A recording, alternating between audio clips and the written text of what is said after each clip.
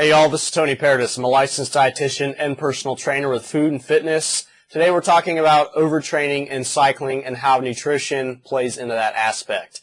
Guys, if you like this video, please hit like, please subscribe, please share this video. You can also check out my website down below, which I'll link in the comments box at foodandfitnessonline.com.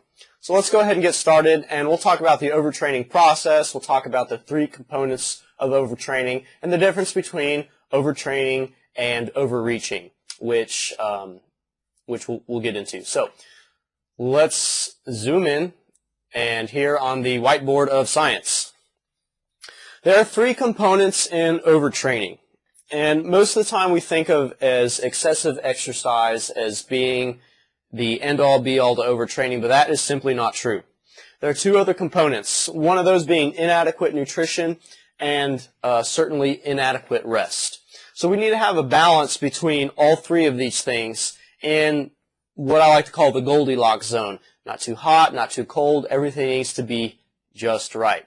So when it comes to exercise, one thing with exercise we want to look at is intensity versus volume versus variety and frequency.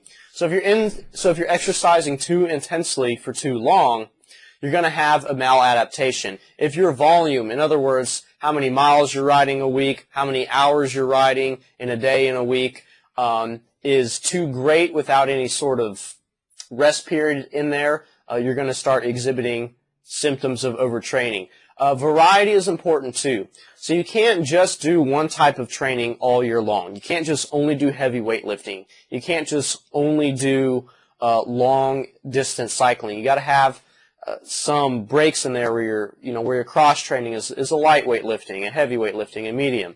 Your cycling needs to be periods where you're working on speed, hill climbing, interval training. You can still have a focus, but if you keep hammering the same thing, your body is going to adapt to that, and you're not going to see a difference in training. And also frequency. So how often are you doing your 20-mile rides? If you're doing it day to day to day, and you're not ready for it, you'll start exhibiting symptoms of overtraining. So let's cut around here real quick and talk about some of those symptoms of overtraining. Number one is a decrease in performance. Now this is a decrease in performance over time. Overtraining does not happen from one bout of exercise. It happens through many repetitions, and then the other components playing into that as well. You're going to have an elevated resting heart rate. You're going to have an increase in your anxiety and an increase in your risk for injury. So obvious reasons why we don't want to be overtrained. The number two aspect of that is nutrition. So if you're not getting the proper amount of calories, okay, if you're under eating, it's going to be harder and harder to recover. This also includes your macros, so your protein, your carbohydrates, and your fats. Okay, if you're getting an inadequate amount of carbohydrates, you're not going to replenish your glycogen. If you're not getting an adequate amount of protein, you're not going to be able to repair and build muscle.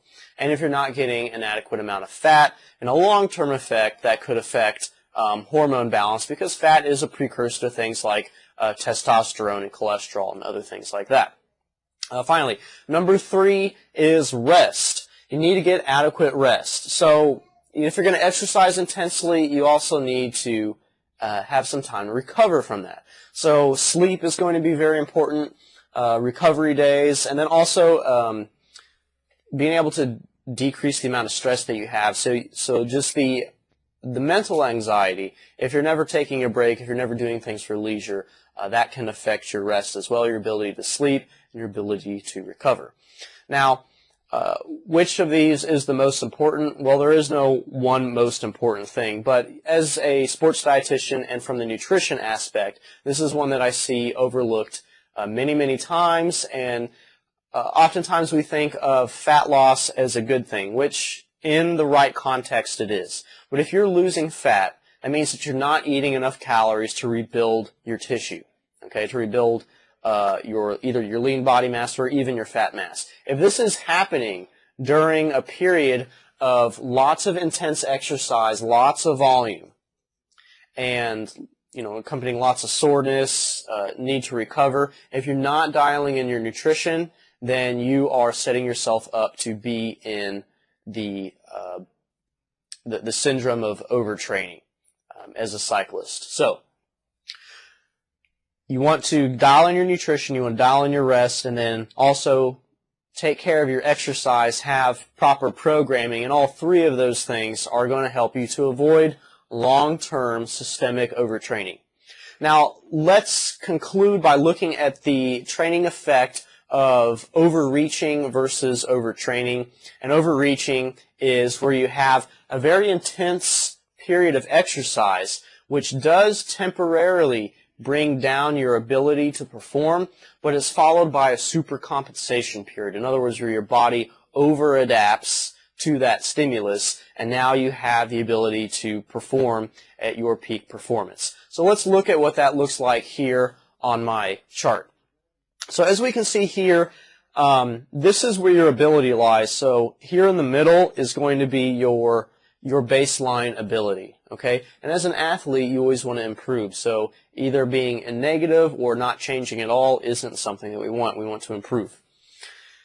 Here drawn with the blue line, what we can see is we can see a training stimulus that temporarily decreases our ability, but it's not enough stimulus to where we see a big period of supercompensation, which is what we're looking for here.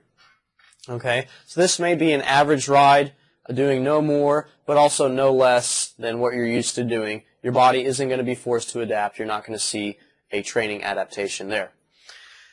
If we look at the opposite end of the spectrum and we look at the red here, we can see that we have a very big training stimulus, in fact so large that it takes our body so long to recover that we never see the supercompensation period there. Okay, and then finally, what we do want is we can see here in the purple line that we have an appropriate amount of stimulus and then a rebound effect of the supercompensation where somewhere at this peak time is when we would want to plan a race, when our ability is at its peak. But what we're talking about is overtraining. So overtraining isn't just something that happens from one training effect. You can see that this happens over time. So overtraining might be, for example, where you train so hard that and under recover. At this point that I can draw right here, this is where your body starts to recover and starts to come back up. Okay?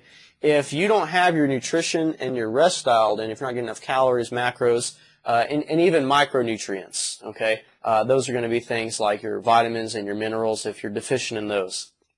I forgot to cover that when I was going over those. But if you have inadequate balance between these three things, it's going to take longer to recover. So what happens sometimes when people experience symptoms of overtraining is we inroad ourselves. We have such a high training stimulus that it takes us so long to recover, and then maybe here at this point in time is where we start training again, and once again we inroad ourselves too much, and we not only do we not recover to a baseline ability, but we find ourselves leveling off at a suboptimal ability, which in that circumstance we can start looking for the symptoms of overtraining, of decreased performance, elevated resting heart rate, anxiety, and increase of risk injury. So